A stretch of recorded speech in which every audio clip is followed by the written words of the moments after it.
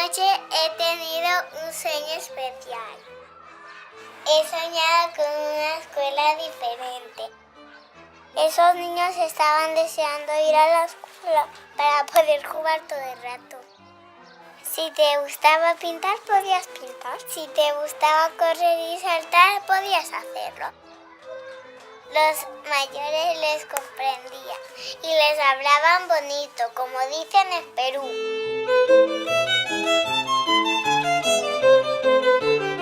No hay exámenes ni hay deberes. No hacemos tareas como en la escuela, no tenemos un objetivo de aprender algo en el sentido de recordarlo, nada de eso. Generalmente solamente se da tareas y exámenes cuando los niños lo piden.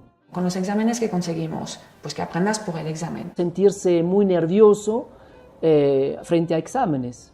Y esto de estrés no sirve para un aprendizaje integral. Porque si tiene que aprender algo para una buena nota, para complacer a mamá o papá o el director o el profesor, y sabe que al final si tiene una mala nota, va a ser duro, va a decepcionar a una tercera persona, eso es muy duro. O sea, yo como persona, mi vivencia con los exámenes ha sido siempre como que me preguntaban lo que no me interesaba, ¿no? O sea, a mí me encanta estudiar realmente y siempre he estudiado de una manera como muy espontánea y como muy libre, pero luego sacaba muy malas notas porque realmente me había ido por caminitos que no iban a preguntar luego en el examen. El tema de los deberes, ahí la primera pregunta es, ¿tienen sentido los deberes que le han mandado a mi hijo?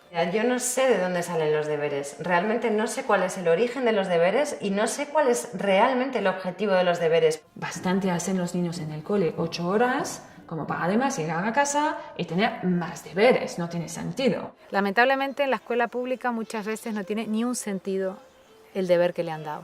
Yo creo que en realidad los deberes servirían para que los padres de las escuelas tradicionales se den cuenta de que el sistema educativo no sirve para nada, porque ellos no recuerdan nada, no pueden ayudar a sus hijos en los deberes porque no se acuerdan. Tú no deberías de enseñar 2 por 2, 4, no tiene sentido.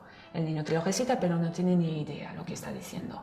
¿Quién se acuerda de la geometría cuando es abogado? No se acuerda, o sea, te acuerdas de la geometría si te ha gustado la geometría, ¿no? Es a través de manipular y manipular y manipular que al final se te queda por dentro. Igual que conducir un coche o ir en bici. De tanto ir en bici, al final sabes ir en bici. Nunca jamás se te olvida. Muchas veces las tareas solo sobrecargan al niño y le roban tiempo muy importante que él podría actuar con otros niños jugando, lo que es una oportunidad increíble de aprender muchísimas competencias para la vida. No es que me pongo en contra de mi hijo, me alío con la profe, en plan, tienes que hacer la tarea y a tal hora, y si no terminas, pues te quedas sin salir al parque. No, porque yo sé que lo que mi hijo necesita es salir y moverse y correr. Él estaría mucho mejor cocinando conmigo, leyendo un cuento o cualquier otra cosa para un paseo por la playa, me parece un poco más interesante. Nada más entrar, los niños entran y tienen acceso al material. Los niños llegan, se ponen a jugar de manera libre, la maestra hace alguna actividad que tenga sentido, sobre todo algún proceso real, o sea, no es que hacemos plastilina, sino que, por ejemplo, la manera de modelar es hacer pan que nos lo comeremos mañana, es decir, cosas reales con sentido y que el niño si quiere interviene y si quiere no interviene. Podemos estar un día visitando un museo y estar 7 horas viendo cuadros y eso está tan bien como estar un día toda la mañana viendo películas, porque con eso también se aprende. Pero también regar plantas, también cuidar de los animales, que solemos tener animales, es importante. Tenemos talleres de ciencias, un club de lectura, hay un club de historia, hay salidas, hemos hecho salidas de observación astronómica. Pero también las reglas de sociedad, decir buenos días, adiós, gracias. También todo esto hace parte de la vida práctica. O sea, no hacemos nada que la gente que está mentalmente escolarizada se pueda imaginar o pueda entender. Tenemos una reunión semanal en la que tomamos las decisiones de tipo organizativo que tenemos que tomar. Contamos con una asamblea semanal, que es un lugar de encontrarnos, de plantear conflictos. Hay una asamblea que hacen los del grupo de infantil, hacen sus asambleas concretas porque es verdad que bueno, las necesidades normalmente en esa edad son diferentes. Plantear proyectos de que distintos puntos de vista puedan ser compartidos y en algunos casos llegar a acuerdos y en otros casos reconocer que somos distintos. Todos estos temas pues se resuelven pues hablando y organizándonos. Y también las reflexiones, qué está sucediendo en el lugar, estamos siendo realmente lo que queremos ser, estamos haciendo lo que queremos hacer. La idea es que el proyecto esté gestionado por todas las personas que lo conformamos, es decir, niños y niñas y adultos, ¿no? En el caso del jardín del planteamiento Waldorf no existe la asamblea, no hay asamblea. No hay asamblea porque en realidad todo es como si fuera una asamblea, o sea, no está delimitado. Por eso no está nada fijo. Hay escuelas que van a tener una asamblea fija todos los días a una hora, otros que 2 o 3 al mismo día, otros que ninguna. Todo es fluido porque somos únicos y el grupo que se forma en nuestra clase es único.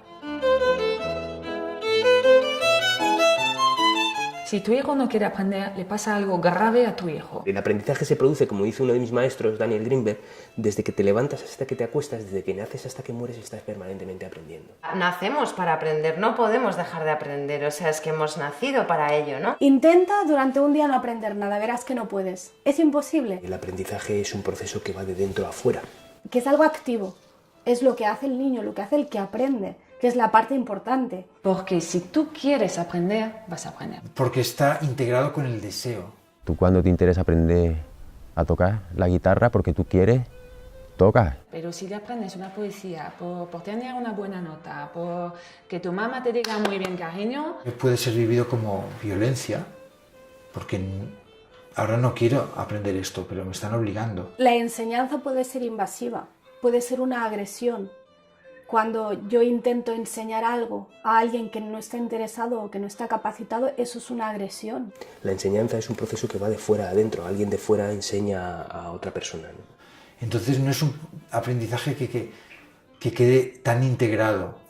Cuando te meten en el conservatorio de pequeño, una gran mayoría aborrecen la música, por lo menos durante unos años, ¿no? Otros, pues, tienen más dones para la expresión musical y en 2 años son capaces de hacer casi 4 años de conservatorio de piano. Te pongo ejemplos reales, ¿no? Y en nosotros mismos podemos tener un ejemplo, o sea, seguramente, bueno, yo vengo del sistema educativo tradicional, pero sé que lo que he aprendido en mi vida, porque he querido aprenderlo, lo he aprendido muchísimo mejor y he tenido unas ganas inmensas. Me he tirado horas enfrascada en un aprendizaje porque me ha apetecido a mí, he querido seguirlo, ¿no? Esa es la clave de la cuestión, que no todos aprendemos igual, no hay un sistema mejor que otro. Cada uno tiene sus dones, cada uno tiene sus talentos y encuentra su manera.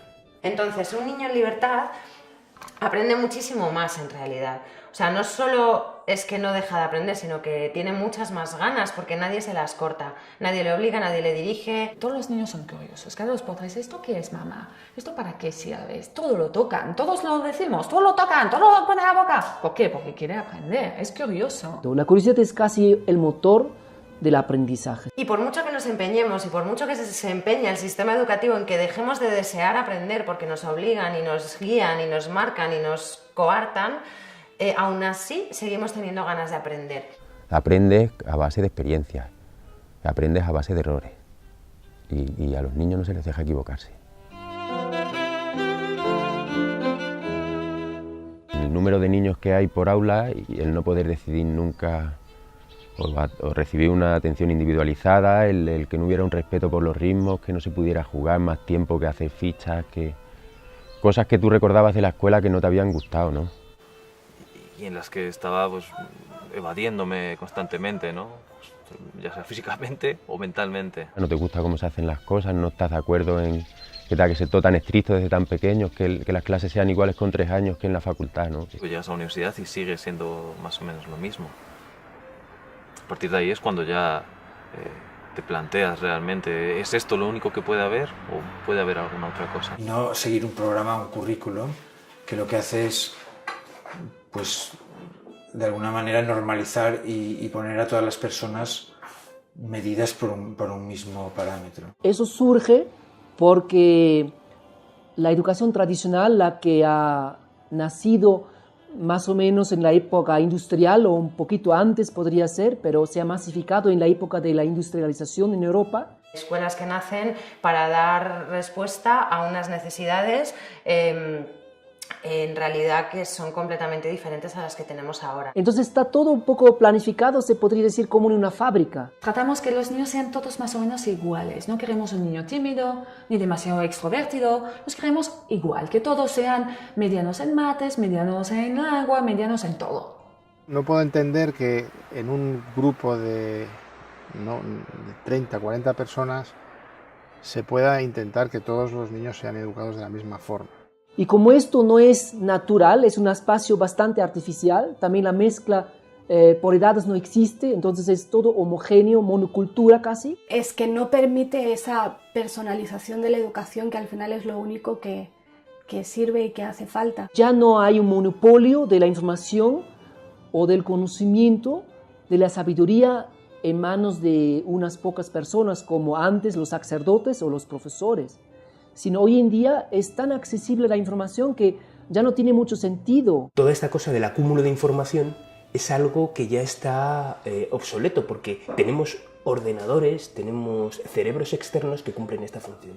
Así que nosotros nos tenemos que dedicar a lo que es esencialmente humano, y lo que es esencialmente humano son, entre otras cosas, las relaciones personales. Justamente lo que la Tierra, el mundo, el planeta necesita no son ordenadores en nosotros, justamente lo que necesita de nosotros es lo que nos hace puramente humanos, ¿no? Lo que nos diferencia radicalmente de cualquier máquina. Y esto es precisamente lo que la escuela tradicional está matando desde el primer día, ¿no? Yo creo sinceramente que lo más importante es enseñar a nuestros hijos justamente eso, cómo encontrar la información.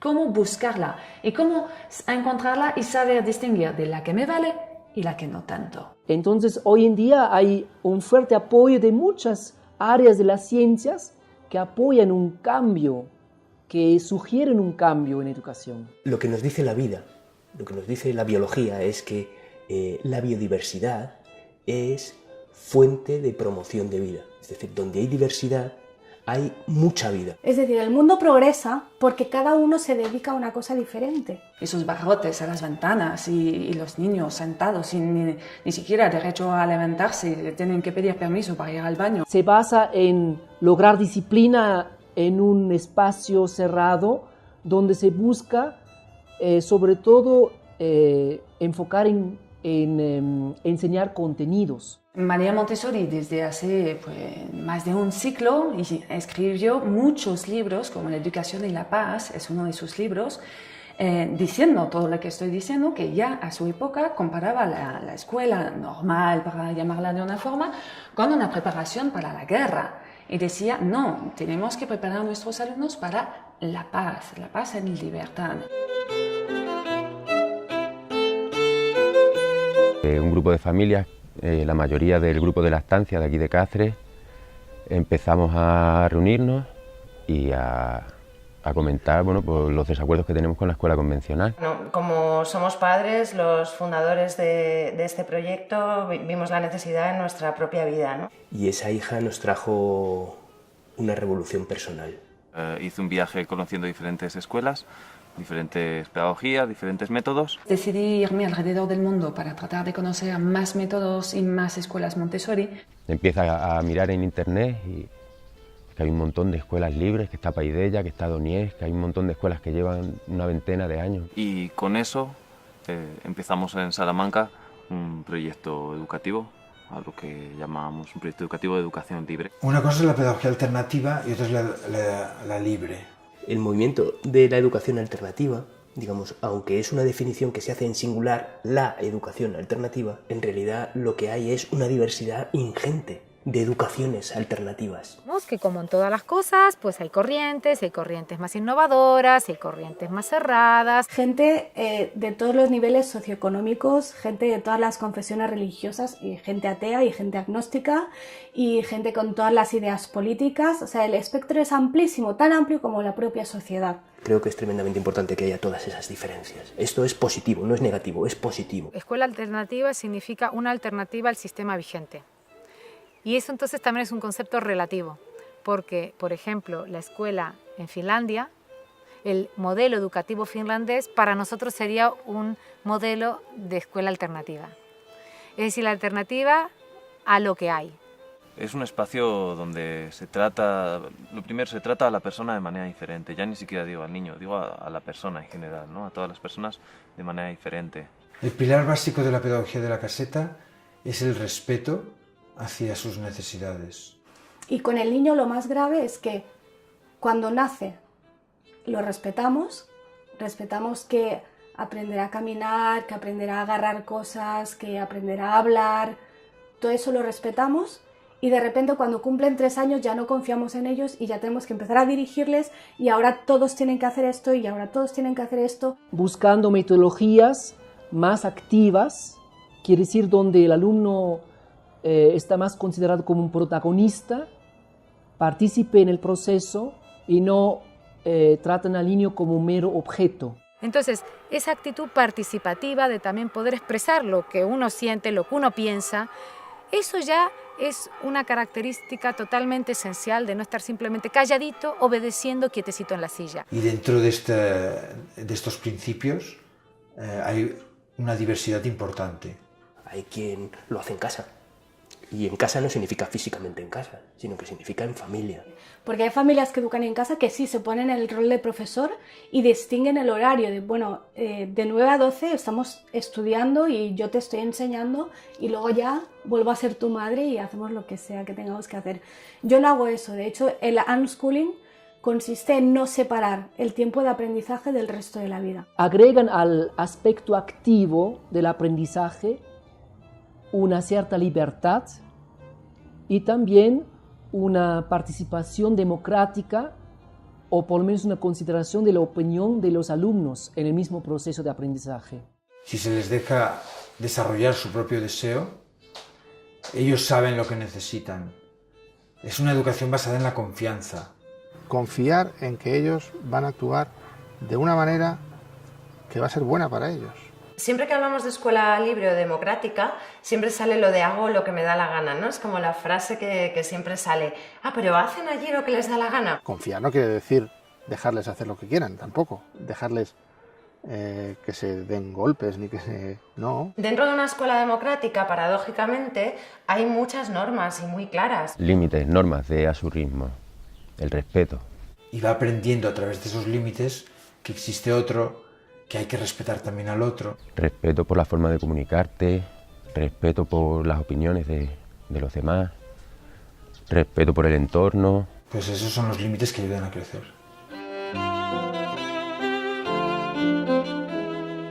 Para nosotros es misión fundamental de los adultos que el entorno sea relajado y seguro, para que todo el mundo pueda no estar a la defensiva, sino tenga la oportunidad de mirarse a sí mismo con seguridad y hacer aquello que siente. Tienes que preparar muy bien el ambiente, el entorno, que tiene que ser cómodo, cálido. María Montessori llama a sus escuelas la casa de los niños. Después, la práctica psicomotriz también aporta una metodología por espacios. Y lo muy divertido es que todo el mundo en España habla de la educación con rincones.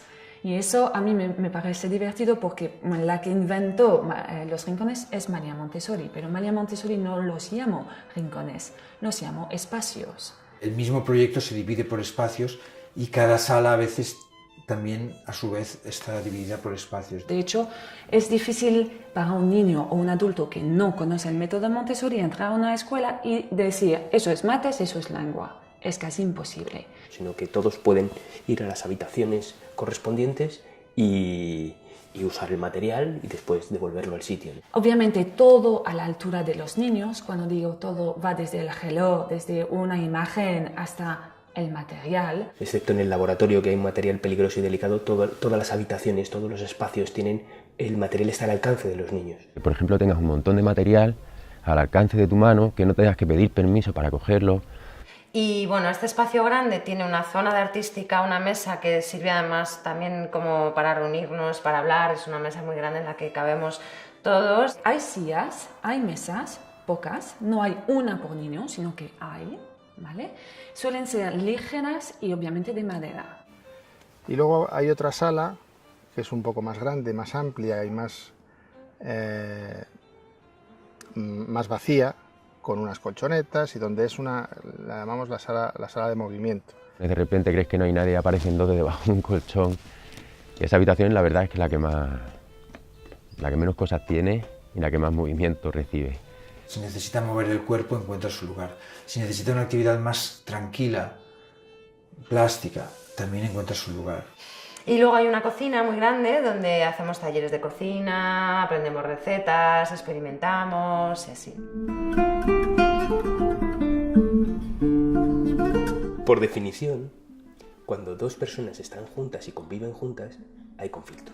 Permitir a niños que estén jugando hora y media juego libre, ininterrumpidamente, es el mejor caldo de cultivo para los conflictos y para su resolución. El nivel de conflictividad, de pelea, como decías en tu pregunta, es extremadamente bajo. Lo que está claro a lo mejor es que no hay una manera concreta de resolver un conflicto, no hay una receta para resolver conflictos. Esa sencillez ya da mucho menos competitividad, o sea, ya promueve menos al conflicto. Sabemos que hay espacios más conflictivos y espacios menos conflictivos. Para nosotros, el conflicto es prioridad. Las relaciones humanas son prioridad, porque nadie puede desarrollarse a sí mismo si tiene que estar a la defensiva. O sea, siempre nos estamos moviendo entre un espacio de seguridad, porque el espacio creado por el adulto es un espacio de seguridad, y el permitir la máxima autonomía. Y nosotros definimos este lugar como un lugar donde tenemos que aprender a saber hasta dónde nos podemos expresar, porque los demás también tienen su necesidad de espacio de expresión y nos vamos a rozar. La primera idea es que el conflicto lo pueden resolver ellos. En principio deben resolverlo ellos.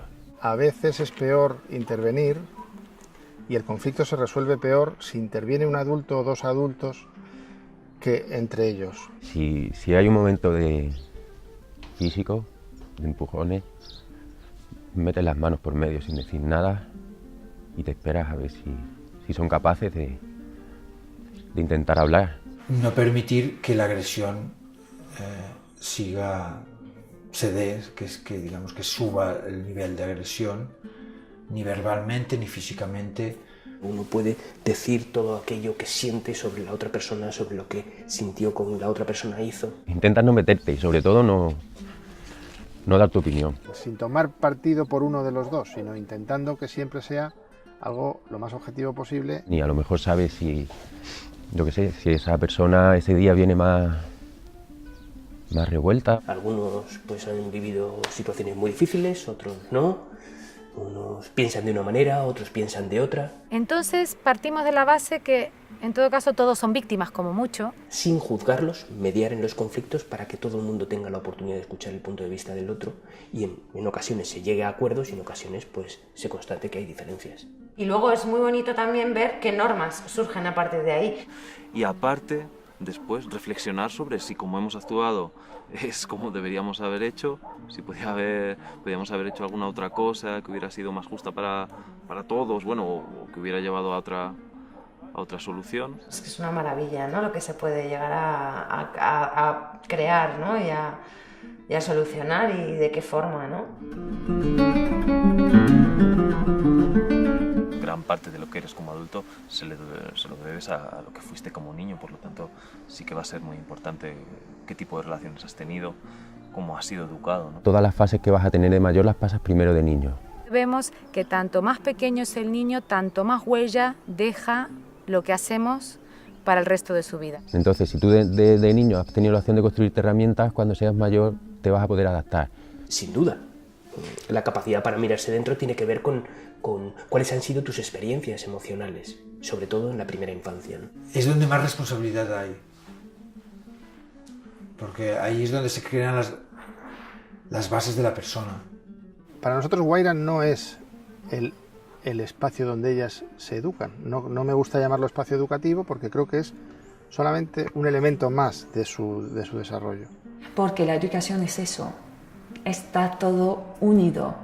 Aprenden a escribir igual que aprenden a hablar, igual que aprenden a caminar. Lo que recibimos son muy pocas iniciativas para aprender a leer, digamos como un taller formal para leer, para escribir o para sumar o para la aritmética básica. Tanto el tema de la lectura la lectoescritura como el tema de los números, se da de una manera espontánea. Lo importante no es leer y escribir, lo importante es comunicarse. La lectura y la escritura son aprendizajes instrumentales para lograr un fin que es la comunicación. Y los niños y los jóvenes están deseosos de comunicarse. Cuando el niño está en ese periodo, el del lenguaje es muy fácil de ver, porque los niños ven una letra y siempre están, mamá, ¿qué pone aquí? ¿No? O sea, si un niño está escribiendo así es que no está preparado para escribir todavía, porque vemos que toda la atención está puesta en controlar este cuerpo totalmente descontrolado. Pero a lo mejor con 7 o 8 años no saben leer. Y con 10, yo he visto chavales en escuelas con 10 que estaban aprendiendo a leer. Pero cuando quieren aprender tardan muy poco. Entonces hay que distinguir entre el proceso de escribir como tal y todo lo que hay antes para que este proceso sea rápido, fácil, alegre, divertido y exitoso. Un niño de 2 años que me dice, tengo sed, dame agua, le doy agua.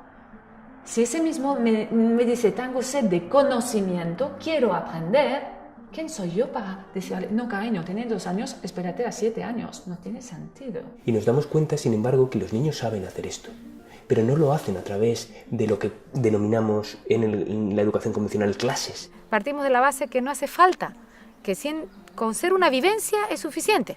Y lo aprenden de manera libre y espontánea, sin que nosotros pongamos ahí una intención. Porque las matemáticas es la vida misma, todo es matemática. Un pastel que lo separamos, cuántos somos, lo dividimos, pero todo en lo inconsciente. No se hace ningún llamado a que esto entre en un plano consciente. Simplemente sabiendo contar hasta 10 y ciertas reglas de juego, eran capaces de hacer divisiones por 2 cifras sin saberlo. Siempre pongo el mismo ejemplo. Cuando coges una receta de cocina, ¿qué tienes que leer? Lo primero, leer. Eso es lengua. Pero luego tienes que calcular, porque las recetas suelen ser para 4 personas. ¿Y qué hago si tengo 8 personas?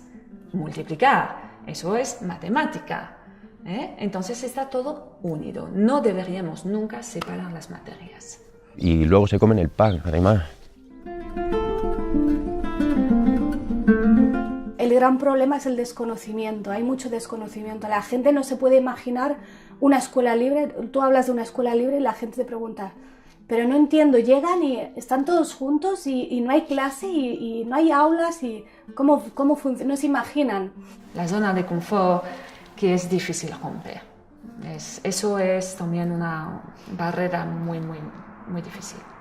O sea, la libertad da miedo en realidad. Bueno, ya habló Erich Fromm en su momento, ¿no?, del miedo a la libertad. O yo cuando hablo de la educación en casa que hago con mi hijo, o doy una charla, por ejemplo, de la parte más teórica, pedagógica, legal, toda la teoría de John Holt y todo eso, pero al final siempre me preguntan, ¿pero tú te levantas por la mañana y qué haces?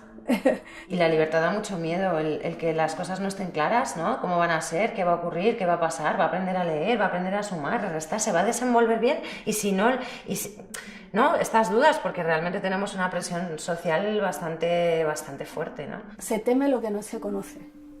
Y sobre todo si piensas que va a ser negativo o si te suena muy raro o si no conoces a nadie que lo haga. El miedo a meter a tu hijo en una escuela democrática solo te sirve para no meterlo. Y entonces, bueno, o para meterlo y no disfrutarlo nada. Y estar todo el rato pendiente, ¿no?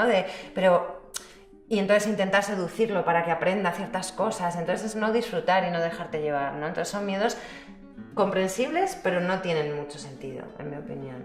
Lo difícil es para el adulto cambiar el chip y aprender a ver el aprendizaje en todas partes. Y llegar a ver, bueno, con esto que está haciendo, está aprendiendo esto y lo otro. Entonces, pues invito a los padres a pensar un poco lo que quieren para sus hijos y sobre todo, pues, oye, visitar escuelas.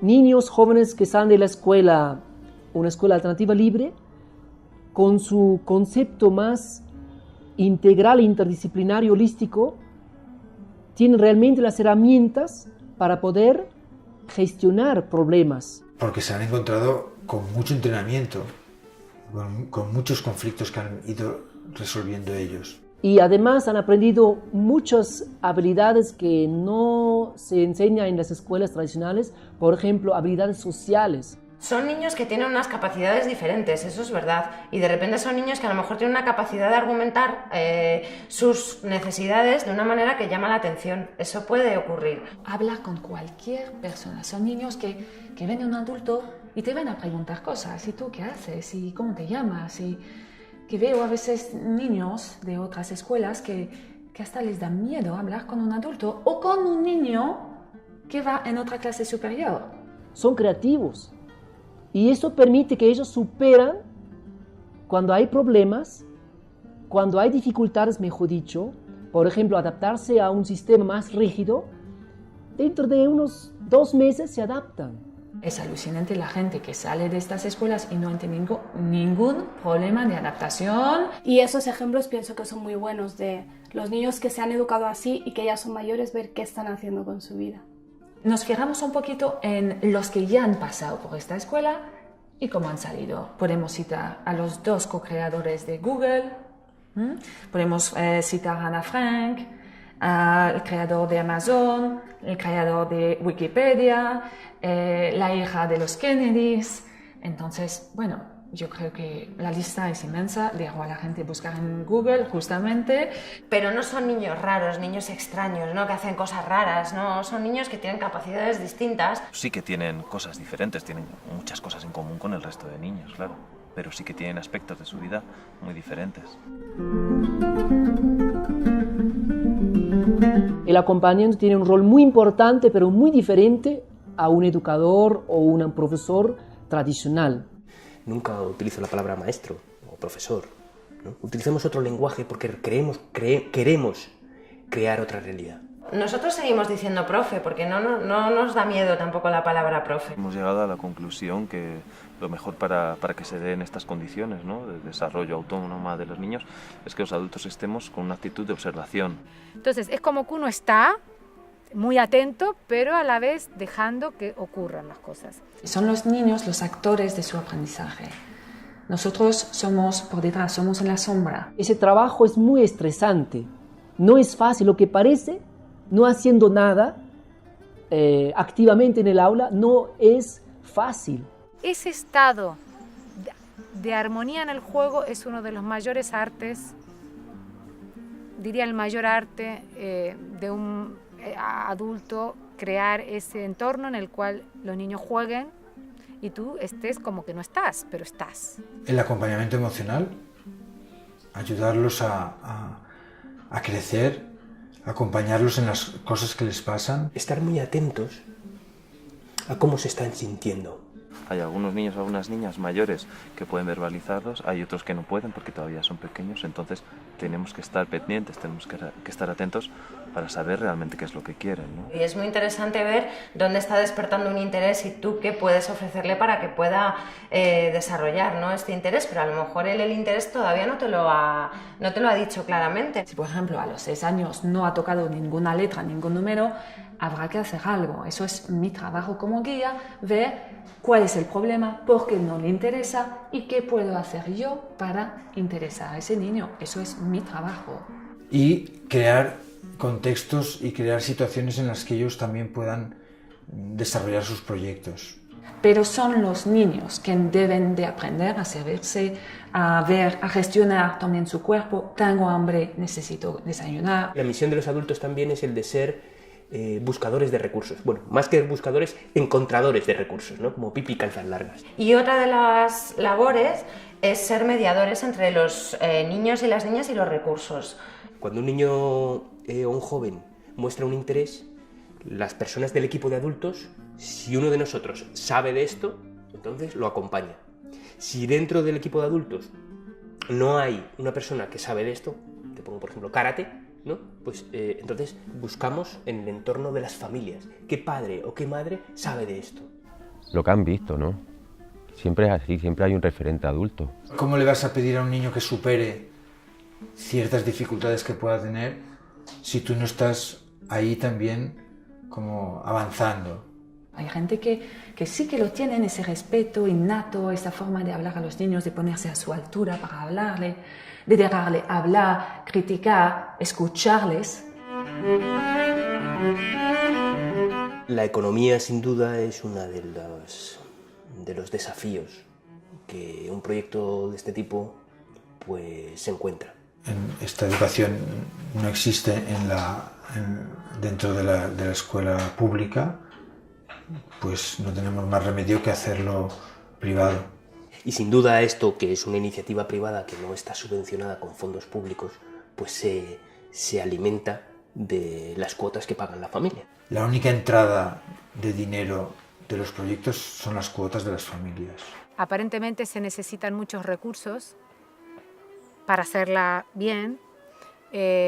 Lleva a que sea una escuela cara. Porque es necesario, a cuantos más niños hacen falta más acompañantes.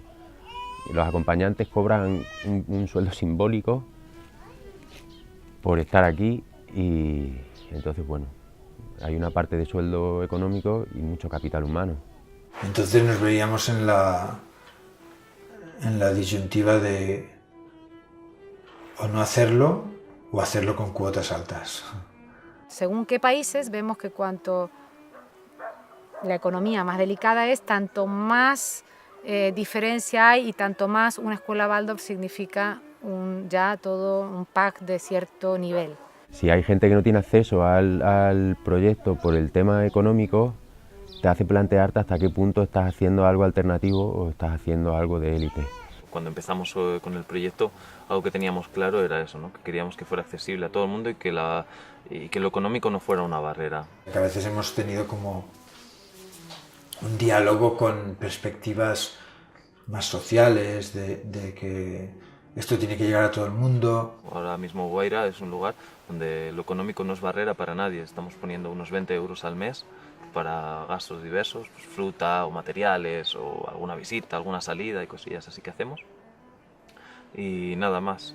Y nos planteamos ahora la opción de dar becas a gente que no pueda acceder, ¿no? Por problemas económicos. También tenemos socios que pueden colaborar con la ONG porque creen en la escuela democrática, en la educación democrática y quieren que esto se extienda y que sea una cosa que crezca y evolucione. Somos especialistas en llegar a acuerdos con las familias para que esto no suceda, para que nadie se quede fuera por dinero. Es en todo caso el Estado el que puede favorecer que este tipo de educación llegue a todo el mundo si es que lo estima conveniente. Que si uno realmente quiere crear un centro que sea un poco diferente, al final no puede. Si tienes que cumplir todos los requisitos, vas a acabar creando una escuela como todas las que ya existen. No es ni siquiera legal, realmente hay que decirlo claro, es ilegal educar en casa en España. Técnicamente es lo que se llama inseguridad jurídica, que es lo peor que le puede pasar a un Estado que se llama democrático y de derecho, que significa que uno, aun conociendo las leyes, nunca puede estar seguro de si puede o no puede hacerlo o de qué consecuencias va a tener hacer, en este caso, educación en casa o educación alternativa, fuera del sistema oficial. Aquí fijamos mucho también en la ley de cada país, porque cada país tiene unas leyes muy complicadas. Luego la regulación es diferente en cada país. Hay países donde es muy libre, donde prácticamente no hay ni requisitos ni controles, y países donde está mucho más controlado. Esto, bueno, puede echar para atrás porque en el fondo las familias que van a un proyecto así están desescolarizando a sus hijos oficialmente. A todos los efectos son personas que educan en casa, son niños educados en casa. A nosotros nos gusta hablar de las leyes internacionales que hablan del derecho de los padres de elegir la educación que prefieran para sus hijos. Nos gusta hablar de la Constitución, que habla de derecho a la educación, de libertad, de pues lo mismo que los padres eligen. Pero es que luego está la ley, que es la que establece los 10 años de escolaridad. En la educación infantil no es problema, porque al no ser obligatoria, pues los niños pueden ir a donde los padres decidan. Después, tanto con la LOE como con la LOMCE, se pasa de hablar de educación obligatoria a escolarización obligatoria. Solo con ese cambio de término ya se nos ha caído el invento. Los que tenemos hijos mayores sabemos que dentro de unos años, cada vez menos, vamos a tener que plantearnos seriamente el tema de la escolarización. El problema es que aquí se está interpretando restrictivamente, incluso el propio Tribunal Constitucional lo interpreta de forma muy restrictiva y entiende que escolaridad significa escuela presencial en un centro docente homologado por el Estado y nada más. De hecho no existimos como actividad, ¿no? Entonces en cada ayuntamiento pues se va resolviendo como se puede. Y no se admiten tampoco las llamadas escuelas libres porque no cumplen los requisitos de creación de centros docentes que la ley establece. Entonces, cada proyecto está constituido a su manera. Habrá proyectos que son asociaciones, otros son empresas. Otros que son gabinetes psicopedagógicos, pero que ofrecen un espacio de educación alternativa. Ojo de Agua es una sociedad limitada. Hasta ahora nos hemos constituido como asociación. Pues nosotros funcionamos como una ONG que ofrece servicios y cobra por estos servicios. Muchas personas no tienen ningún problema, pero hay personas que sí se ven perseguidas por la administración. No es una persecución activa, tampoco es que el Estado esté pasando lista todos los años para ver qué niño no está escolarizado, pero sí que a veces se han dado problemas. Por la vía legal en primaria es complejo. Se puede hacer y hay muchas soluciones que se han creado, ¿eh? Algunas sí se han conseguido homologar, algunas están como escuela privada extranjera. Lo único que ocurre es que, bueno, como mucho lo peor que te puede pasar después de un proceso larguísimo judicial de servicios sociales, tal, lo peor que puede pasar es que te obliguen a matricular a tu hijo en un colegio tradicional. Hay gente que educa en casa que nunca ha tenido problemas, hay gente que la han obligado a escolarizar, hay gente que ha tenido un expediente abierto y luego se ha archivado. Hay muchos expedientes que nunca se han archivado oficialmente, pero que se han quedado ahí, no sé si olvidados en un cajón, no sé si adrede o por descuido, pero que llevan años que ni avanzan ni se cierran. Me dijeron una vez a mí, te tragas alguna espina, pero te comes el pescado. Nosotros definimos la familia como el ecosistema más esencial para el desarrollo sano de los niños y de los jóvenes, de los seres humanos. Las familias es un pilar fundamental. Hay una forma de incluir a la familia dentro de la escuela y que no sea la escuela por un lado, la familia por otro y los niños no sepan de verdad, ¿no? O que haya una coordinación entre los profesores y los padres y una comunicación y se hagan las cosas a la par. De hecho, nosotros decimos que es condición que haya líneas de comunicación permanentemente abiertas entre los padres y el equipo de adultos para que lo que pase en la casa se trasvase la información a Ojo de Agua y lo que pasa en Ojo de Agua se trasvase la información a la casa. Aparte de eso está toda su implicación humana en las reuniones que hacemos juntos y compartimos cómo vivimos la educación. Claro, esa implicación también se aprecia en lo difícil que resulta encontrar personas que sigan el proyecto. Porque las familias que se acercan al proyecto de alguna manera están buscando ese respeto. Y ahora hay 17 proyectos en la Red de Educación Libre de Cataluña y otros tantos que están a punto de entrar. O sea que ha sido realmente una explosión. Y en general yo creo que ahora hay un despertar general y si se podría decir, por ejemplo, hay movimientos mundiales como la educación democrática, que tiene una red internacional donde se muestra que en todos los continentes hay movimientos en esa dirección. Pero no hay una estructura piramidal en la que una persona haga un gran descubrimiento y luego todos los demás sean seguidores. Guaira funciona de esta manera, en este lugar en concreto, y no creemos que sea ni siquiera exportable a otro lugar. Las personas que lo formamos somos estas, y con nuestras características propias formamos este espacio. Está bien que haya un abanico amplio, que esté la escuela Waldorf, que esté la escuela Montessori, que esté los WIL, que haya diferentes movimientos simplemente para mostrar otra cosa es posible. Y que luego cada uno pueda elegir si yo prefiero ponerlo aquí o allá, que tengan esta elección. Nuestro objetivo no es que esto se expanda, nuestro objetivo es que cuando alguien quiere saber lo que es, pues que pueda hacerlo y pueda llegar, pero no es ninguna labor de convencer a nadie. Dar la posibilidad a gente, a padres, educadores, psicólogos o curiosos de ver lo que es.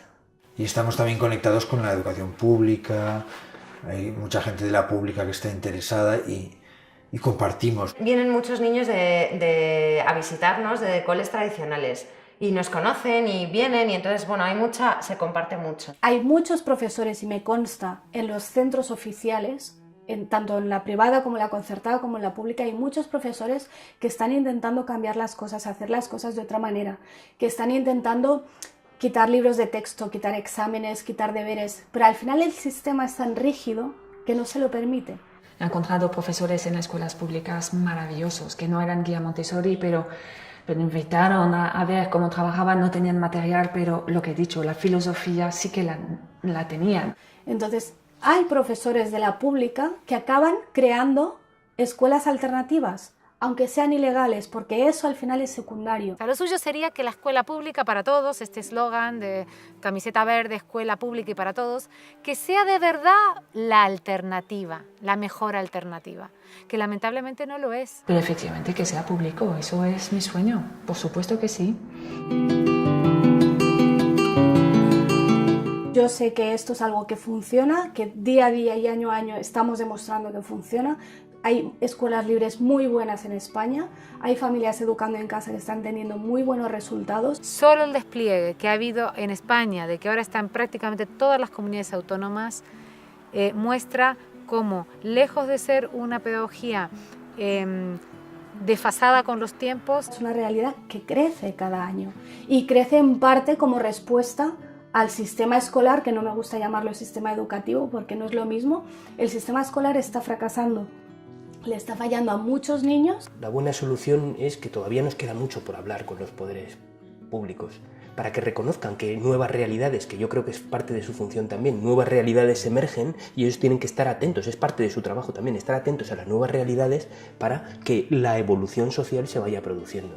Y ahora quien más, quien menos, ha visto un reportaje, ha leído un artículo, incluso conocen a alguien que lo está haciendo y por eso cada vez más gente se lo plantea también, porque se va conociendo. Justamente hoy nos han llamado de un cole público, de un municipio de aquí al lado, donde están haciendo un grupo de trabajo de investigación de escuelas alternativas, de educación alternativa, y nos han pedido venir a conocer el proyecto. Y hay algunos estudios, pero poquitos. Yo creo que aquí nos falta eso, una base un poco más formal para demostrar realmente qué es lo que se está haciendo. El mundo está continuamente en cambio, entonces lo que nos valía en nuestra época ya no es válido. Entonces no podemos enfocar en contenidos inciertos.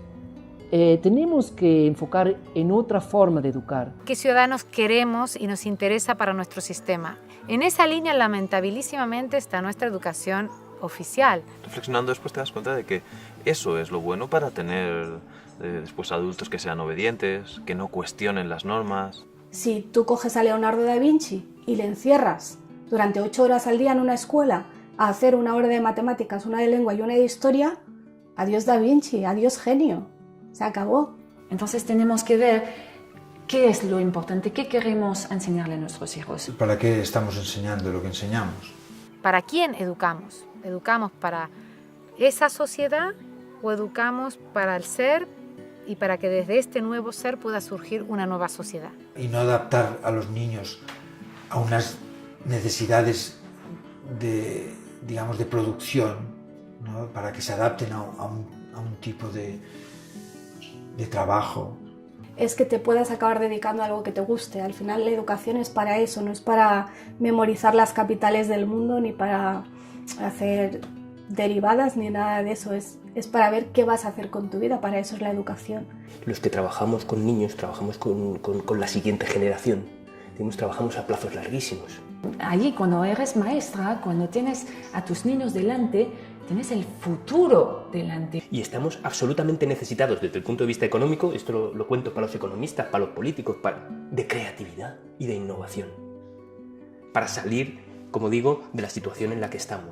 Y me parece que es lo que queremos todos para nuestros hijos, para que luego, visto la crisis que hay, los que se salvan son los que tienen idea. Los que dicen, vale, se me ha cerrado una puerta, no hay una ventana abierta, pues venga, salgo de ahí. Y no es que la intención sea de cambio social. O sea, no tenemos el modelo de sociedad que queremos y educamos en función de ello.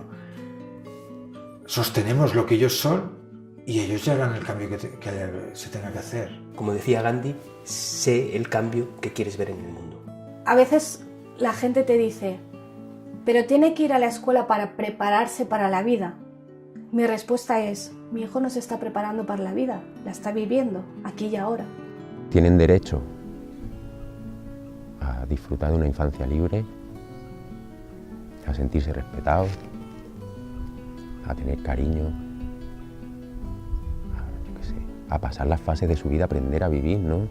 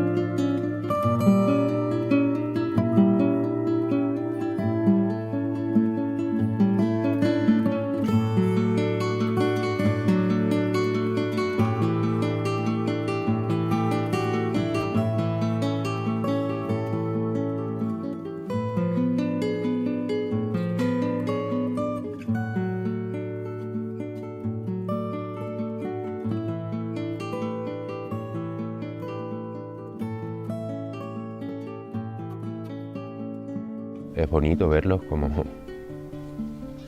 Me emociono y todo. Ay, a mí se mueven mucho.